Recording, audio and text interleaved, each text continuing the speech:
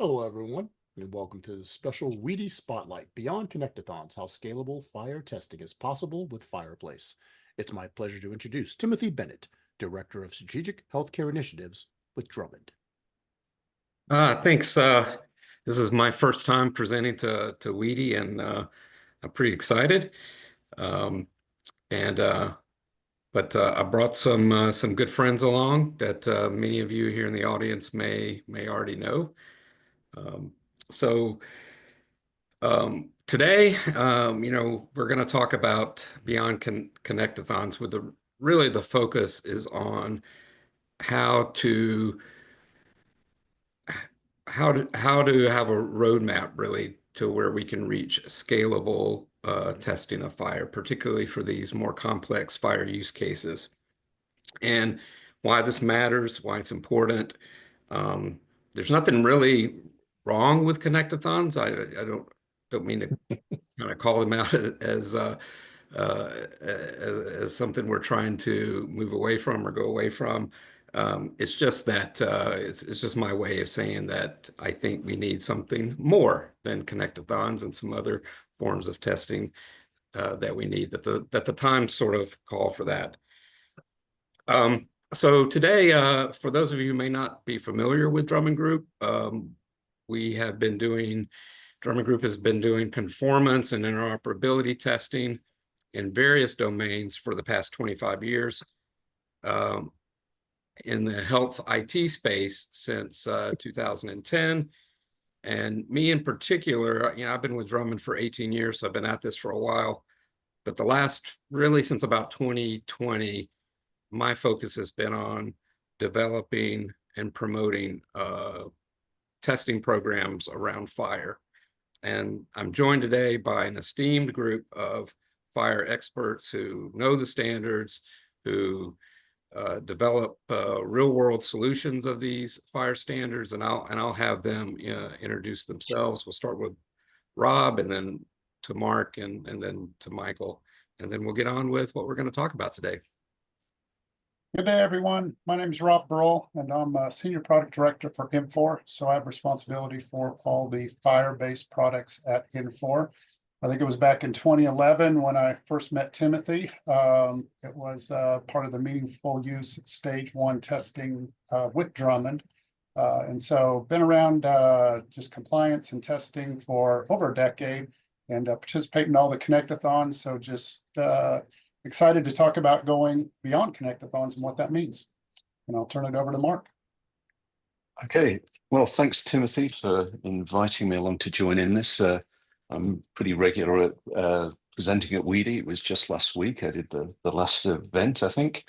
My background, as you know, working at Onyx as Chief Interoperability Officer, so I'm very much focused on our overall product roadmap, but how we're going to support the various compliance regulations that are coming out of places like CMS and ONC or ASTP.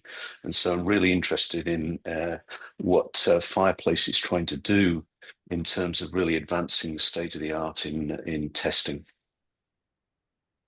Off to you, Michael. Well, thank you, Rob and Mark. I'm Mike Gould. I'm Associate Vice President for Interoperability Strategy at ZeOmega, and happy to be here with Tim and a very familiar audience where we're all focused on how we can leverage FHIR for various use cases such as prior auth or for payer data exchange, and how we encounter the basic needs of the community, as well as the things that might be considered more edge cases. I've been with ZeOmega for almost 3 years now, and prior to that, I was with the Blue Cross Blue Shield Association and had the privilege of working with many other plans as well as non-blue plans, and looking forward to the discussion today. So thank you, Timothy and team. Yeah, so I want to kind of, whoops, got a little trigger happy there. I want to kind of start by sort of setting the stage, kind of taking a step back to 2020 when Cures rule came out and the CMS 9115 rule came out, which sort of was the first Fed regs that sort of established some FHIR standards in the patient, access world. Those were the first APIs, I think, that really from a regulatory standpoint, based on FHIR, that were mandated and developed and deployed. And so, Drummond began doing testing and certification of these APIs for patient access, starting in 2020, 2021. And so, we have experience with that, but then I think, we sort of, fast forward to, the advent of the CMS 0457 rule, and we're looking forward to the HTI 4 rule from ONC ASTP, in which, these rules are sort of pushing the envelope now on these more complex FHIR APIs, use cases that, have a lot of potential to, transform health data exchange and provide, meaningful outcomes for patients as they experience the healthcare, marketplace with providers and their payers. And these, I'm sort of talking about the payer data exchange and prior authorization.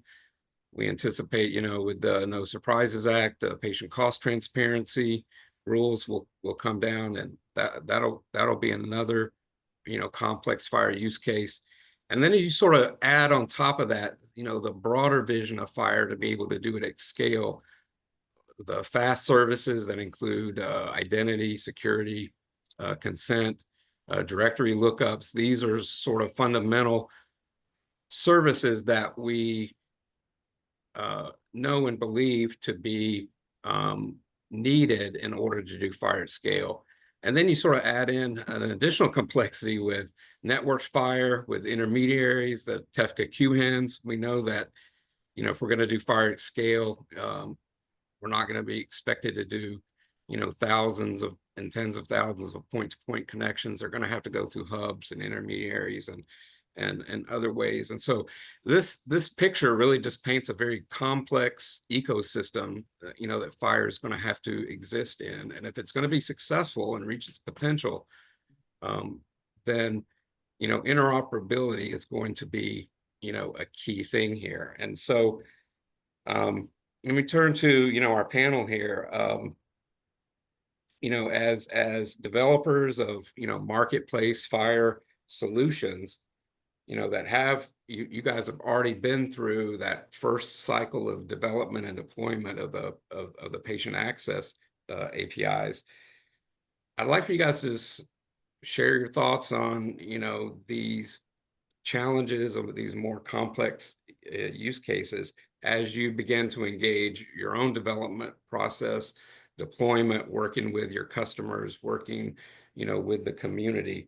And as you sort of envision, how your products are going to, interact with FAST and TEFCA and things like that, just setting the stage for just the complexity that's ahead of us.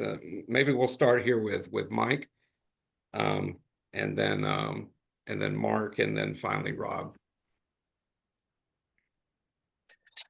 So I think, thank you again, Timothy. And yeah, I think the main thing to keep in mind is that a lot of us have been focused on FHIR conformance, and we're finding that going beyond that, for real world interoperability testing is necessary. That's really the theme that we're setting here today, and that this is just doing that level of conformance testing is challenging enough. Finding the right partners for that, but also just having that awareness and the resources that go along with it to make it happen. It's also important for us to keep in mind that interoperability is not what we would call uh, the same as, you know, rolling out a software product. It is interoperability is a team sport of its nature. It requires that there's at least two parties.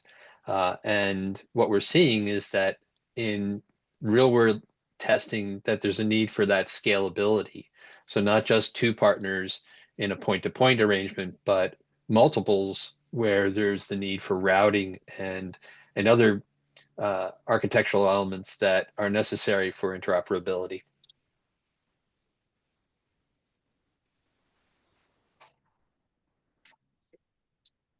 So let me build on what Michael said.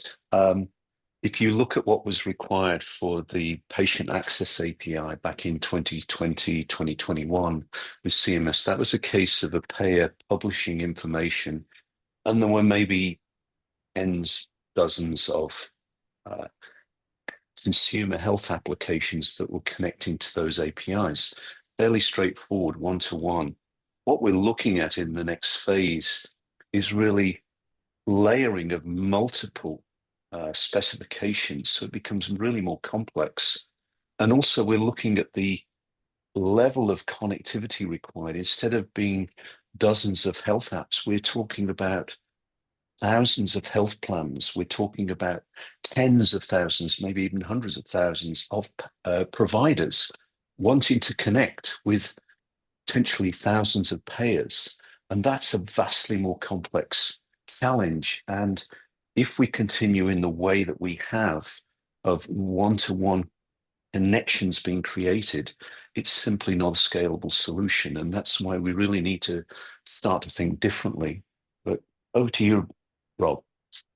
Oh, thanks, Mark. And kind of continuing along that line, when you're looking at vendors or partners that you want to work with, you know, you want to be comfortable that when you partner with them, that they can deliver a solution that, you know, there'll always be hiccups, but that is relatively tested out in some way or another before it got to you, before you decide to implement that. And so I think that's, you know, a lot of what we're going to talk about today is, you know, there are a lot of complexities with these particular workflows. They are innovative. And as your vendors think about it, you know, they can go look at the implementation guides and try to develop to what they see in the implementation guides. But at the end of the day, how do they test it internally with their QA group? And do they have the tools to do that? And then if they don't, how do they leverage outside sources as well? And that could be any of the number of things we'll talk about with Connectathons and compliance and you know, the FHIRplace setting that we'll discuss. But the complexity leads to a need for vetting things out before it gets into the hands of the people that are actually going to be using it in the real world. And so I think that's key to what we'll talk about today, is taking the complexities and ironing them out as much as we can before it goes into production. Mm-hmm. And just, you know, to underscore what Rob was talking about, and Mark as well, is that it's really important to have that basis in conformance testing before you go out the doors to work with someone else. And that once you get outside your doors working with others, you realize the need for things like identity and security, directory routing, consent, you know, things that Tim's listed here, and other things. Because once you go outside that, you know, initial and necessary frame of conformance, there are other things that need to be considered that conformance doesn't address. So it is a layered approach, as Tim's described. Yeah, one of the things that we probably need to think about here is, as you go, as Michael, as you say, as you go beyond testing yourself to testing with others, you have to even think about coordination of the test data that you want to test with. Mm-hmm. And that becomes pretty complex pretty quickly as you think about how data is going to transition from a clinical world into a payer's financial world. And how do we make sure that that data is consistent if we're going to test in something approaching a real life situation?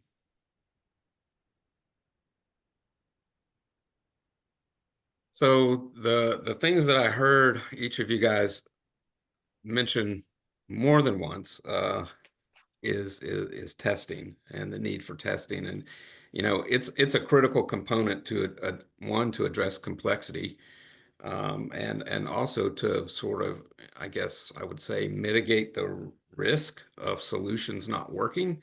That may be a way to put it. That's kind of what I heard you folks talking about. And so maybe I'll take a minute here for us to sort of level set with the audience here and just sort of review. So how do we test today? What are the ways that we're testing currently in FHIR? And I will just say, I mean, I think there's certainly benefits and needs of all of these current methods. No one's saying that these are, I think, there's anything wrong with these things. And I would say these are all necessary components. But let's maybe just take a couple of minutes just to sort of talk about their role and the importance that they have in sort of the ecosystem of testing FHIR solutions. We'll start maybe with Mark. You want to take a stab at talking about conformance tools? Yeah, I mean, there's a host of tools actually available out there, whether they're more generic in the industries tools that developers use, everything from Postman on up, to tools like Aegis Touchstone or the Inferno testbed that Might has been developing for ONC. These are all great tools to be able to test with yourself with at least another artificial contact, so you can test with a reference server. But really, you need to get beyond that, and that's what you find when you start connecting connectathons. Is you didn't expect that there may be limitations in, for example, with the way identifiers are actually stored and handled in one system as against another, that can actually then cause problems in actually trying to coordinate an exchange of data and following a transaction through its overall flow. So we need to get beyond just these occasional testing that we do at Connectathons, which is, basically quarterly, to being able to turn to some type of test resource that we can rapidly use that's really going to, as closely as possible, reflect the real life situations that our software is going to go into. Yeah. So Rob, I know that you and Infor, are frequent and consistent participants at Connectathons. Maybe you could also, follow up with Mark there and kind of speak to your experience with Connectathons, what value they have for you, your organization, and for testing products, and just your thoughts on that. Yeah. So yeah, absolutely. The Connectathons are a very valuable tool to us and everybody involved with the Connectathons. So highly encourage them. The conformance test tools I see as kind of step one. So we arm our QA group with those test tools, some of the ones Mark mentioned, Inferno and Aegis, so that they can do testing kind of as we release products. The Connectathons allow us to discover stuff that we wouldn't necessarily discover in those conformance test tools. So we're going to the Connectathon, we're sharing data or connecting data with others that are there, and they may interpret things differently than us. They may have seen things that we didn't see. Who knows? There's a lot of things that we uncover during those Connectathons that we're like, wow, we didn't think about it like that. We didn't interpret it like that. And so those are very valuable, and we take those back to our dev team, and of course the dev team can then make those changes in the product. But then you don't have an ability to really test those out unless you go to another Connectathon and test with that same partner again. So while the Connectathons are very useful in kind of that one time, let's find out as much as possible as we can in one weekend, there's not the continuous interaction that would be nice to have, just in developing your product and making sure you're truly working out those kinks rather than just identifying them at one point in time. Yeah, so I mean, Drummond, we use conformance tools like we've used Touchstone. We certainly use uh, uh, Inferno as part of some of our certification um, tests, so that we can independently use those tools and do conformance testing and issue certifications to products and organizations around that. And then, my take of Connectathons, one of the big things is sort of not as a developer bringing a product there, but as sort of an observer and someone there who's there to kind of witness the testing, is that, I kind of think of implementation guides development as sort of, you sort of write down a recipe for, how you want, some meal that you want to cook, and then you go to these connectathons, and you got the cooks around the table, and you sort of test out the recipe, and you kind of find out if what you wrote down in the implementation guide really is good, if it really works. And I think it's a necessary part of, not only, products understanding if they can communicate and exchange data and information with each other, but it's also really, I think, a way to test the goodness of the implementation guide and the standard to begin with. And so it's sort of that's a necessary, process of just understanding how we standardize, in this case, healthcare data exchange. But, one of, a more popular and growing way of testing is sort of maybe a first step beyond connectathons is a bigger scope, longer pilot project. And I know that Michael here is very involved in pilot and ZeOmega as well. And I know that there's folks here in the audience that have participated in pilots as well. And so this should be a familiar concept. Michael, please talk about from your perspective, what you see in the value and the benefit of these pilot projects. So what we're calling pilots here is kind of an outgrowth of, what we experienced with the Connectathon framework, and taking it beyond the preparation and the event and the follow-up from a Connectathon, to something that might be more mutually self-paced by the participants. So perhaps the participants weren't able to participate in a Connectathon, but are still interested in doing testing, and that they could set up a project or a pilot, whether it's a proof of concept or it's a pilot. Not getting too hung up in the precise definitions of the terminology here, but just a way to test at your own pace, and that it could also connect into the Connectathon, no pun intended here, but could also coincide with the Connectathon schedule as well. Keeping in mind that the direction of pilots has also taken at the national level ways to get different trading partners working together. So getting providers and payers to the table to test out this functionality that vendors such as Rob and Mark and myself are providing to payers and providers. We have to get them to adopt it and tell us that it works, and in ways that go beyond the testing of the functional aspects of the use case in a Connectathon. And does CRD in the burden reduction stack, the coverage requirements discovery, and the use of payer rules in DTR, and the actual submission of a request in PAS, or for PDEX, and Mark, you can speak more to this as well, the various functional aspects. But then when we take that and we want to do that with multiple trading partners, that's where the idea of going beyond the Connectathons becomes more important, and that a number of these pilots have sprung up. At the national level, you've heard things such as ONC's 10 by 10. Within the Da Vinci project, we saw the need for taking the use cases into an implementation mode as well as a scalability mode. And that's something that we've coined the name trebuchet for.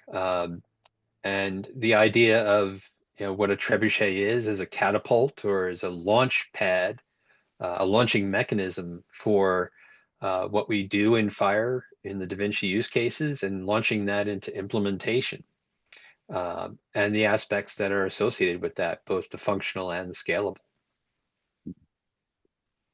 And I see, initiatives like 10 by 10 and Trebuchet, they're very complementary to Connectathons because, as Tim, as you pointed out, the Connectathon is doing two functions. One, yes, it's allowing us to test with others, but it's largely also looking at the evolution of the implementation guide and is it appropriate for the purpose that's intended? And so you naturally see, I think, a tail off in Connectathon testing as implementation guides stabilize, right? And now it's, well, how do I now test against what is becoming a more stable standard? And that's where I think Trebuchet and whatever's going to come on beyond that really come into play, is that, okay, I've got a standard I know how to work with, but I need to be able to account for the variations that can naturally occur across different organizations' implementations.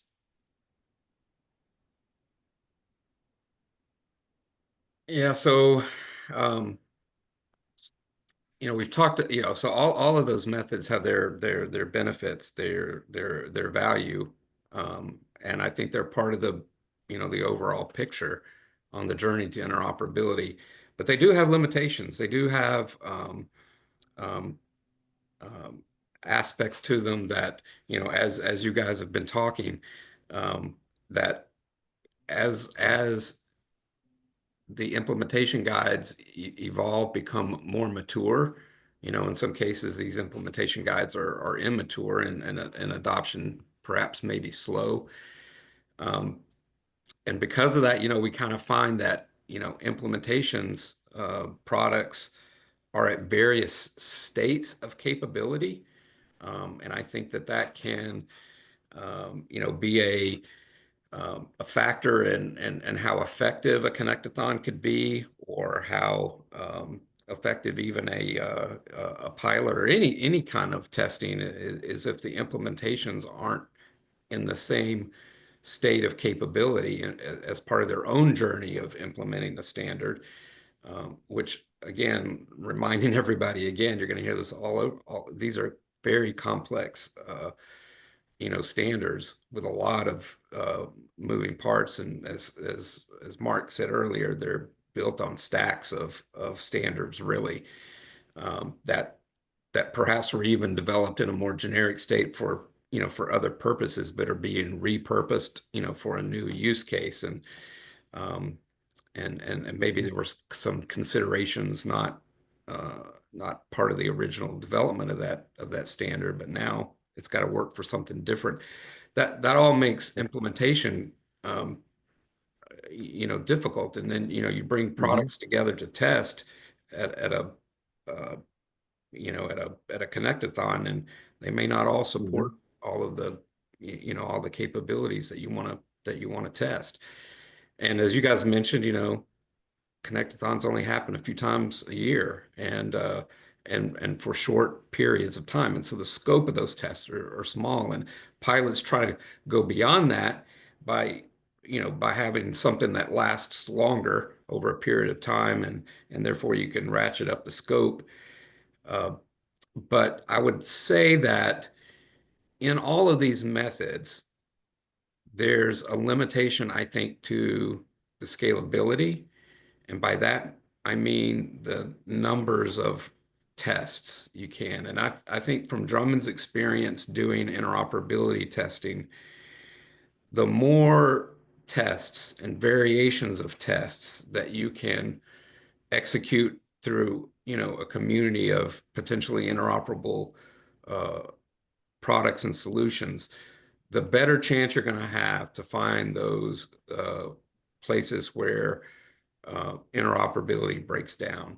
And you certainly want to find those things, those places where the products or the standards sort of fall apart before you get into a deployment, before that becomes a headache in a production mode. And so the idea is we want to try to run many different test cases and variations on test. That's one thing that we talk about scalability. Scalability means many tests, but it could also mean many participants, many different products, and of course, over many different standards and different aspects of it. Scaling to include fast services, or scaling to include a QHIN or networked fire in there. Those are all different definitions of what we mean by scalability. And in order, I think, to that points to efficiency and robustness, because if you're talking about running thousands or tens of thousands of tests, there's no way you can do that in the manual ways that we test at a Connectathon, or even in a pilot where you actually have people pushing buttons and calling each other on the phone or in a chat room somewhere, coordinating the testing. You just aren't going to be able to approach that kind of level of scalability. So when we talk about efficiency, that's a code word for automation, right? That's my sort of introduction to automation. So these are some challenges that I see at Drummond. I think you guys may have already spoken some of the challenges that you have, but any other thoughts from any of you, just as we sort of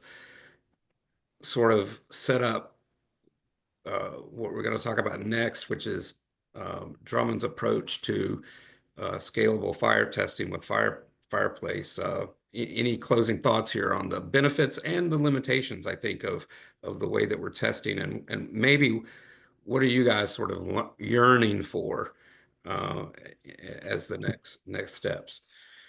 Well, Tim, I would go back to the fact that, when you're Connectathons, you're typically testing a single implementation guide.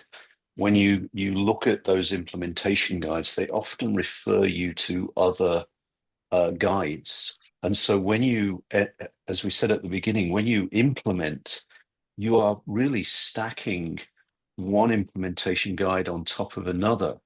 And we really need to get to the place where we can actually test those guides or implementations of those guides all stacked together.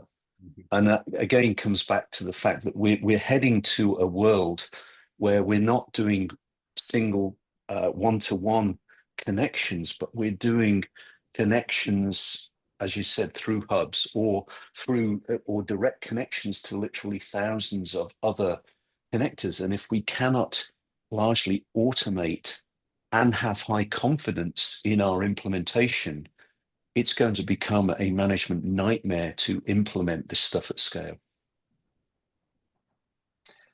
And I think we also have to remember that the impetus behind the development of these fire implementation guides for the various use cases, whether it's payer data exchange or burden reduction of the prior auth process, there's needs for improvement in those areas that are clearly innovative. For example, in the burden reduction stack, we're asking the question up front, is a prior auth even needed in this case? And to address that, we're, as Tim mentioned, the layering of different implementation guides. As Mark mentioned this also, is that we're using the CDS hooks implementation guide as part of that implementation guide in DaVinci burden reduction to get at that. And this is something where we need to do this for hundreds, if not thousands, of payers, whether you look at individual organizations that are payers or the lines of business that they have as plans under those, the number grows. And then to work with the thousands of provider organizations or individual practitioners, for example, it becomes a huge challenge to tackle this. But we have to remember that we're starting at a functional place, and that the promise is that there are precedents for how we utilize not just other implementation guides, but other architectures like intermediaries and networks that can help us find a more efficient way to deal with the overwhelming scale of this. But nonetheless, we need a comprehensive approach to testing and remediating changing things that we find in that testing, and having an experienced organization such as Drummond step into that makes it more than an organic process, but brings that experience and organizational skill to testing that allows us to do it in efficient ways as well as automate it. Yeah, and Timothy, I think if you ask what I'm yearning for, I'm really yearning for that robustness, and I think the industry is as well. You know, just for example, you know, just when I think I've got an implementation guide mastered, you know, we've you know, run it through Aegis, run it through Infor. You know, we go to a Connectathon, you know, then we test with different vendors, and things don't work out quite right based on, you know, some of the compliance testing we did. But we go to that Connectathon and we think we've got everything worked out with 2 or 3 vendors that we've tested with. And so we're feeling really good. And then we come back the next Connectathon and we're testing with a different vendor, and we realize we didn't have everything worked out. And so that robustness of scalability, of number of vendors, of comprehensive tests across the entire implementation guide all rolled into one, I think is key in helping accelerate all the vendors that are participating in getting products to market quicker for payers and providers to use, you know, based on the implementation guides and kind of the rapid changes across all the implementation guides and the inner alignment of the implementation guides. Just being able to deal with all that complexity without the robust testing system, you know, it's going to be a long road versus a short road. And Rob, as you mentioned that road ahead, what we need is a roadmap to scalable testing. And you know, that's something that I think we'll see come in the not too distant future, the near term. We'll see that start to develop through the assistance of organizations like Drummond, but also through convening events such as the upcoming HL7 FHIR Connectathons, the Da Vinci event in April, the CMS Connectathon that's going to be this summer, but also all of the work that goes in between those events as well. We'll start to see that roadmap develop. Yep, agreed. Yeah, and I think, you know, from my perspective at Drummond, having used test tools for many, many years for conformance testing, and then also hearkening back sort of to our 25 years of doing interoperability testing in other domains, we know that while conformance to standards and specifications, implementation guides is key first step to interoperability. I mean, you can't have interoperability unless you have standardization, right? That goes without saying. And conformance testing goes a long way to get you there. Interoperability is much more than just conformance to a standard. That's a starting point, because everyone deploys their products in, you know, an IT stack, and there's all kinds of things in between in the internet that can stand in the way of interoperability, and so and then there's the business rules on the end of each of those implementations that inevitably get triggered, you know, through data exchange, and folks implement business rules differently, and that's part of interoperability. Another thing that's part of interoperability is the semantic elements of it. You know, the FHIR implementation guides define, you know, how we exchange the data, but the data itself is defined by value sets and code sets and terminologies, I think once we start really testing things like prior authorization at scale, where you have providers that are trying to do these transactions with multiple payers and hitting their you know, business rules and how they've developed that differently, semantic interoperability is going to be, you know, a key thing here. And so you don't get that really necessarily from conformance tools. And then, you know, another thing I just want to say here, just as a sort of a third party that Drummond sort of focuses our specialty on testing, I look at these pilot projects and I applaud the folks that are putting the work in to do that. You know, the Humanas or the you know, Providence is of the world, or you know, the ZeOmegas you know, of the world, and the MCGs and all the people that sort of are standing up pilots and being part of them. I look at that and I go, that's not your business. That your business isn't to stand up, you know, pilot testing. Your business is to develop a product, or to you know, conduct your business as a provider or as a payer. Your business isn't to sort of formulate you know, how and organize and execute testing events like that. You're doing that because you know it has to be done and no one else is doing it. And so Drummond looks at that and goes, I think we can help with that. I think we can help you know, organize and facilitate testing, and let the folks that are building the products and doing the business do what they do best, and provide them, you know, a way to come in and do the necessary testing that they you know, that they need to do. And so maybe I'll just take a minute here, and we've been talking about FHIRplace sort of in the abstract here for half an hour now, maybe, and or actually more than that. It's now 45 minutes. So let me sort of get to the end here of our presentation here, and just kind of talk about, you know, what is FHIRplace at Drummond. You know, ultimately it's a roadmap to scalable testing. It's a vision that we have that's sort of born on the back of what we've had experienced prior in other domains, particularly in the supply chain and B2B retailer space. But we also know, and we've talked about this already, you know, we're not going to be able to get there in a single leap. We're going to have a roadmap. We're going to have to work with where the marketplace is now, but with a vision of where we need to get to.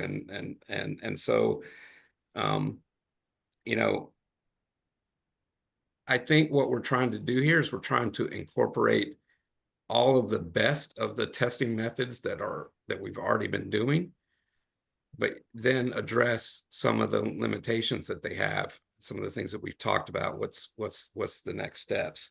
And so what we are really envisioning of doing is sort of building a community of developers, implementers, users of these systems. So that would include payers and providers, solution developers, you know, it could be intermediaries as well, you know, fast services, implementations and providers, and bringing them together in a community that's dedicated to testing. Now, we have communities already like DaVinci that's dedicated to developing the standards, but this one is a focus on testing and how to test at scale. That's what we're trying to do with FHIRplace. We named it FHIRplace because people come around a fire to you know, to get warm, and there's a community aspect of that, and I think we enjoy a really sophisticated community within the FHIR community. It's very collaborative, and people want to develop standards and push healthcare data exchange to its full potential. And we want to sort of build off of that, but we also recognize that that it has to be a community dedicated to testing. And I know this is a very busy slide. You folks will get a copy of it so you can look at the details. I just want to focus on the tiers that we're talking about, these different tiers. We want to provide services at the ground floor of conformance testing. That has to be a thing where you can continue as you build an implementation. You know that it's conformant to the specs first and foremost, so that you know that at least your product is conformant to the spec as written. You know that's the first step to being a good citizen in the community, is to have a conformant implementation. But we also recognize that developers are at different stages of their own journey in implementing these complex IGs. I know even in the audience here, and you guys too probably, have been at these prior authorization burden reduction connectathons since day one that they showed up in a connectathon, and you've got the travel receipts to prove it. But there are others that are just now getting on board with that. And so the idea here is that we want to provide a tier level of what we call solution to solution testing. Admittedly, I'm still trying to find a good buzzword for what that really means, but in the meantime, I'm calling it solution to solution testing.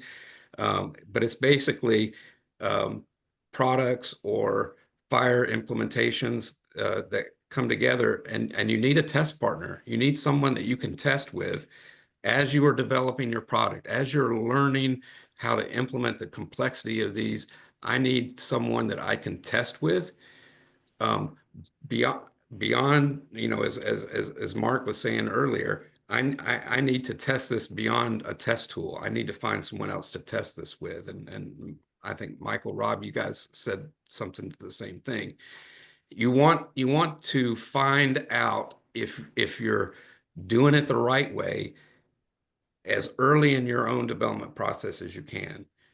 You don't want to find out a year or two later, after you've already developed your whole solution and you try to go to market with it, that you missed the mark. You want to do that as soon as you can. And so we know that we think that users of the products and also the developers of the product needs a way that they can find a solution testing. So we're going to do that. We're going to kind of, as members join the FHIRplace community, I think we'll build a capability profile that will sort of grow over time as an organization sort of implements more and more of not just the standards, but even the capabilities within a standard. And that's a way that we'll help find like testing partners for you, on your own journey to implementing the fullness of the specs. There's a lot of jokes here I can make about dating apps, but at the end of the day, that's kind of what I think we sort of need. One of the things we see in the need in the marketplace is just helping implementers find other folks to test with. And so it wouldn't be a FHIR webinar unless a FHIR pun was thrown out there. And I'll get this out of the way now at the end. Drummond does have a vision of being the tender for FHIR. And that's what we want to do, and then that's what we see as a need. And so the idea here is that as implementations products sort of grow in their capabilities, their community of folks that they can test with grows with it. And ultimately, our sort of flagship tier here is what we call full matrix interoperability tests. And this will be my sort of last slide, and then we'll kind of have some closing comments from you guys. This is sort of born out of Drummond's experience in the B2B space and how we do interoperability testing. And the vision here is that once we have some capable products together and we have a test plan, we have test cases, we have curated and managed test data, we bring everyone together virtually, and we have a formal test event in which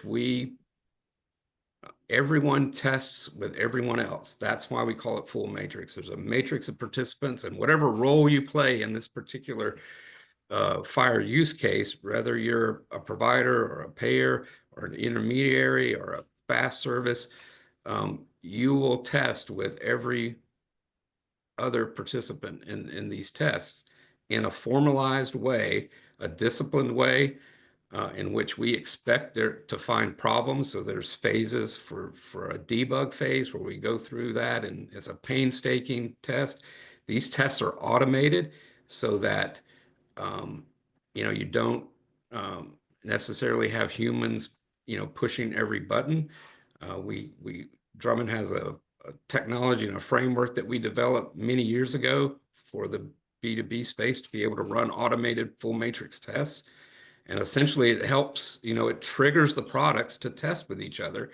And then the implementers, the products and the people behind the products that are being tested can just focus in on, okay, this test failed with this other partner. Let me go figure out why, and let's fix it and figure out what the interoperability issue is. And then we can go on. And in this way, we can run, thousands and thousands of tests and have variations on tests.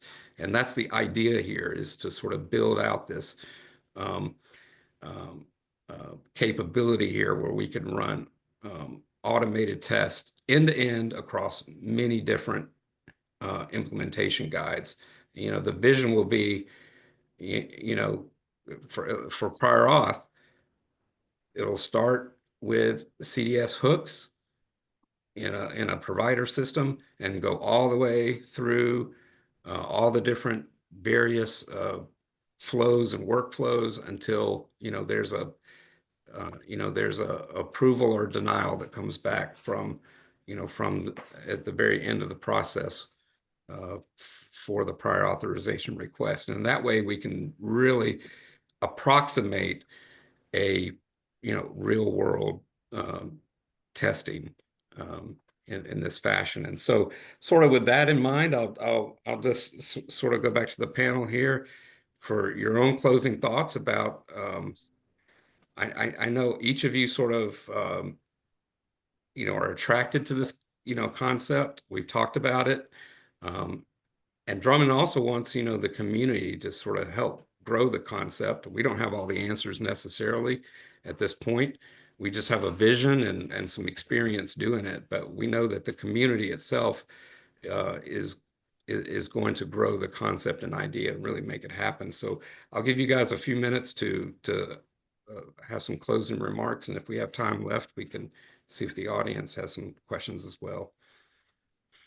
Yeah, I'll comment that in the FHIRplace testing we've done so far, Timothy, I would say the biggest advantage is just the continuity of it.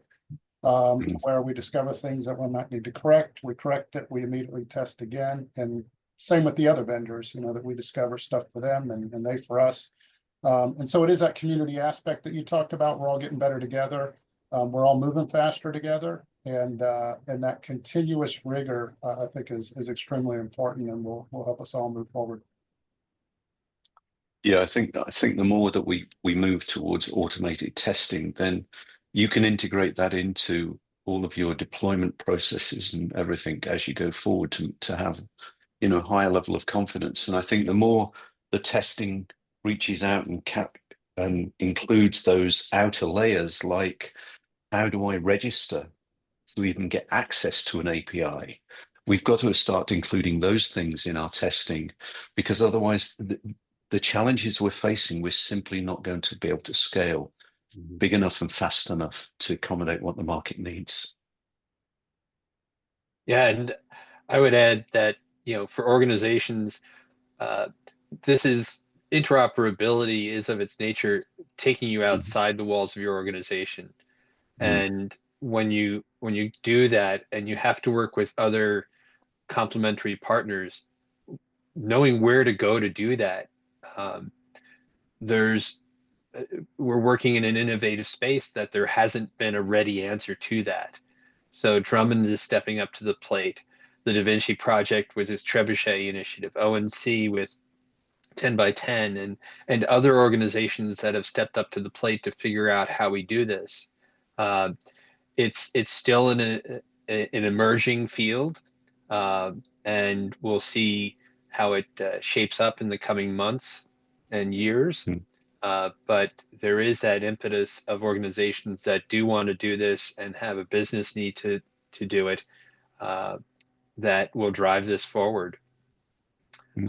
Before we go to questions, I did notice there is one question in the chat from Raj, and it's about the ONC certification perspective and whether the, I guess it's the G or G10 aspects consider this multiple party bidirectional use cases. And I think there is an element of that here when we consider the providers and the use of certified electronic health records technology. We can't forget that the provider part of the equation in all of this with the payers, the providers do have requirements for how their systems work, and we'll see in the near, not too distant future how the HTI trajectory within ONC will impact the certification of other systems as well. So hopefully that answers your question, Raj. It's a little bit of it depends into the future, what we see in our crystal balls, but hopefully that helps. But the bottom line here is that we now have some places to go. No pun intended, Tim, on FHIRplace, but it is a start, and we encourage those that have the requirements to interoperate as well as the business need for it to participate in the community and to help drive them forward. Yeah, so I'll just mention here at the end, we're we are actively recruiting organizations to come and join FHIRplace. We have already done an initial sort of pilot of our vision and our idea for FHIRplace for payer data exchange. We learned a ton. In fact, the sort of stair-step slide you saw earlier sort of was informed internally at Drummond by that pilot, made us think about some things we had thought about first, and where the marketplace is. But you don't have to be a solutions developer to come join FHIRplace, and even if you are, you don't have to have your product fully developed. The idea here is, let's get together, let's test as soon as you can. We certainly want end users of these products, so the payers and the provider organizations as well, to be part of it. And so we're looking forward to just sort of trying to build out this community so that people can test anytime they want to. That's the whole thing that we want to try to build towards, is giving folks opportunities to test when they want to, not just when there's a particular Connectathon on the schedule, although they should do that too. And then with these full matrix test events, the idea there is that we want to kind of come out of those test events and provide the marketplace with the confidence that they know that these products with versions have been tested and have shown that they're interoperable with each other. And that was something that we found in our B2B space with doing interoperability tests, is that the Walmarts of the world and the JCPenney's and the Levi's of the world that were doing business with each other, and their back-end systems were connected, and they were doing secure data exchange over the internet with their EDI payloads, that they had the confidence that they could buy whatever product they wanted to do that. And they knew that it was going to be interoperable, and they can make those decisions based on other things, whether or not that they knew it was going to work with their trading partners or not. That was a given, right? And we know, Drummond knows that we need that in the healthcare IT data exchange spaces, that the marketplace needs confidence to know that these products are going to work and interoperable with each other. But we also know that healthcare data exchange is far more complex than B2B, supply chain, and so we just have a bigger problem at hand. So it's going to take a bigger community to do that. And we're gonna at Drummond, we're gonna step into what we see as our role, and we're hopeful that we can be part of this. So I think we're pretty much at time. So I'll hand it back off to Weedy to close it out. Gentlemen, thank you very much for an informative hour. The fireplace is nice and warm over here. I had to, you guys. You guys were doing it enough. I had to hit my yeah. Good one. Good one. I tried. Everyone, thank you very much for being a part of this. Once again, as been mentioned in the chat, the slides and the recording will be forwarded to all registrants post-event. Please, once again, visit weedy.org and our events calendar for more opportunities to learn from our fantastic subject matter experts on a variety of different topics. Thank you very much for being a part of this, and we hope to see you soon. Good luck.